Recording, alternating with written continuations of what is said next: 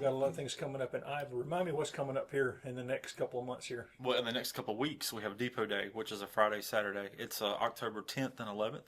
That's Um, always been that big a big. that's the big event of the year, and it's the one that most people keep on the calendar. It's always the second weekend in October, and it's a busy time for a lot of towns. And so we hate to have an event on the same date that maybe some of the other towns are having, but it's almost impossible, with everything going on. But Friday, October the 10th, starting at 4 o'clock, we'll start the event. There is a concert that night with Tailgate Homeboys, and then Saturday we'll start back at 9 o'clock in the morning. A fun, just full day of craft vendors, lots of food vendors this year. There's a big car show going on that day, the Depot Day Classic Car Show. Typically, about 100 cars will be there. It is, I think it's judged. You can get prizes down there if your car wins certain um, categories. And then there's a concert that day as well. So we have 80 vendors this year already signed up. And so it's going to be a big day. So hopefully we'll have good weather so that we can carry it on. It brings in big crowds, doesn't it? The Depot Day event does bring in a big crowd, and we've tried to push that into the spring. We've had trouble getting the spring events off the ground over the last couple of years, and we've tried to do the same thing for spring that we do with Depot Day, but we have no problem with the Depot Day. That was started, decades ago by the Iowa Community Improvement Association, which used to be Revive Iowa. They started that, and it was a day that really paid tribute to Iowa's heritage. Obviously, Depot Day, because they wanted to pay tribute to the old depot in town, the railroad, and the textile community and the railroad community that Iowa once was back in the early 1900s. But so it started out as just a fun day for those volunteers to put together the event, and they would basically start in the summer and would meet weekly to plan, prepare for it. But it shifted into the town now organizes it, and we've had to find a bigger space to have it. We've moved it downtown now. But when you look back at the old pictures from the 70s and 80s and even 90s when it was held, it really was a nice classic event. And so it still is. And so we do look forward to that one every year. Well, the library definitely has, that's been the biggest thing this year, is to have that new library opened up. Aesthetically, business-wise, there's a lot of traffic down there. It's a beautiful building. And so it has done exactly what the vision for it was. Obviously, we needed a new library, but it has captured some new patrons to the library. And I do see people standing out as they're going in or coming out of the library, kind of looking at downtown and the water fountain and all that. So it's definitely provided more than just the workspace and the checking out of books. It's just a nice place to visit. We've had a lot of interest in the building beside it, which is the old Mexican restaurant. Just talked to a realtor yesterday about something possibly going in there. So I think the library's done several things for downtown, and obviously we're not complete with what it's going to do, because we want to get a tenant in that building as soon as we can. Farmers Market has done great this year, probably one of the best summers we've had. And it's not, obviously Farmers Market, you want your local farmers to sell produce there, but a lot of craft vendors will set up there as well. And then really more than that, we don't allow yard sales there, but anything but yard sales basically is what we've had this year. We've had some folks selling cotton candy up there this year, and it's been a nice, from what I can tell, the crowd seems to, well, it's not hundreds of people going, but it's enough to keep 4 or 5 of the local farmers and craft vendors busy. So downtown is just a great venue to have things. We have a lot of people that want to use the gazebo for different things throughout the year, and the Masonic Lodge is going to have a car show up there this year, later in the fall.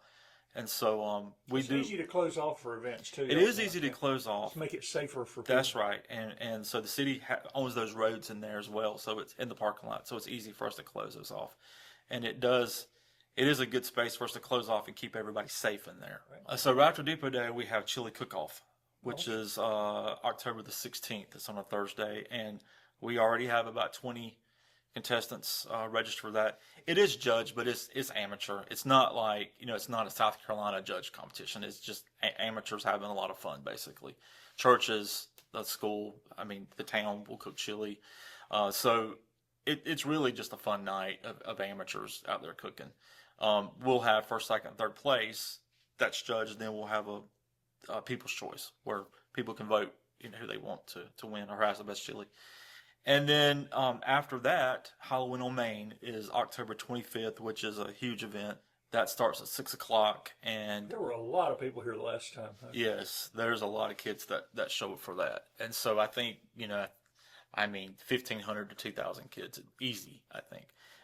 And we've already had a lot of interest from businesses and individuals who want to give out candy because it is a fun event. It's fun to dress up and just have a fun night. So that's coming up. One new thing we're adding this year is over the years we've tried to have a holiday fair at the Civic Center, and it has been successful, but we haven't had one in the last couple of years. So this year we're actually going to have one, but it's going to be outside in downtown. It's going to be November the 22nd. It'll be called Jingle on Main. And be similar to Depot Day, not as big as Depot Day for sure, but probably 30 to 40 craft vendors will be out there. No concert, no bouncy houses or anything like that for kids. It's basically a time where crafters can sell their products for Christmas and people can Christmas shop. So that's the weekend before Thanksgiving. So that's a new event for us this year. Will that be when you light the tree, or is that going to be the next? No, the tree lighting is always the first Thursday in December. So I think it's maybe the 4th this year. And that's always a fun night too, because we always have one or two of the schools that will participate in that. We're almost there at it. To have that planned and everything. But that'll be the first Thursday in December, and then the Christmas parade, typically we run the third Sunday in December, but we have not set that date yet. We have had people call and ask us, but we don't have that set in stone. But we'll get that out as soon as we can. Y'all seem to bring the cold weather in for Christmas parades every year. Cold weather and rain, and maybe sleet. So whenever y'all plan it, you'll know that's going to be a cold day. Yeah, that's when we need to invite our coffee trucks and cocoa trucks down. But it is. It's always cold when we have it. So, but it is a fun event. So that kind of takes us to the end of the year. What else is going on? I know you've talked about some businesses that have been talking about coming here, and we've talked about the mill property. Give me some updates on what's happening in Iva. Well, we've had a couple of new houses built in town this year, which has been great for our local housing need, and and hopefully we'll continue down that road in the next couple of years as well. The Jackson Mill property, obviously, we've talked about that many times, and that's something that we have made a priority to work on, and we do. And it's something that there's not a week that goes by that we're not trying to do something to further that for investment in the future. And then trying to make sure that all of our vacant buildings have a tenant in them is something. We don't own these buildings, so we have to work with owners and real estate agents, and for a small town, it's hard to really attract what a lot of people want. We have to deal with what we're able to get, and so but to have all those buildings full is certainly a goal and a priority. And then looking back this year, obviously the library was a big deal, and having that constructed, open, and it's really a beautiful building. We'll be moving on now to the dime store and having it renovated into the new museum, which leaves us with the building that the museum was in, which is a very nice building. It originally was a post office. It was the bank. It was the museum, the visitor center. So now that's a nice building that we will be working with. Town owns that building, so we'll be hopefully working early in the year to get a good tenant in that building. So you're getting closer on the dime store in those buildings? Yes, we're getting closer to getting that jump started, to getting it going. We've got some plans, and we've got some prices on what we're going to need to do. That building is going to need to be it's going to have a complete renovation of a lot of things. Heating and air system, electrical, all that's got to be redone. And so it's been a slow start, but we're getting there, and hopefully we'll have that going by the end of the year and into the next year into construction for its renovations. And I know the museum folks are excited to get that done, because we're housing a lot of those items are in storage, and we need to get those back out so that people can understand Iva's history and have a chance to view it and see it. And over the last year or two, we've had a lot of people that have called that have wanted to donate items.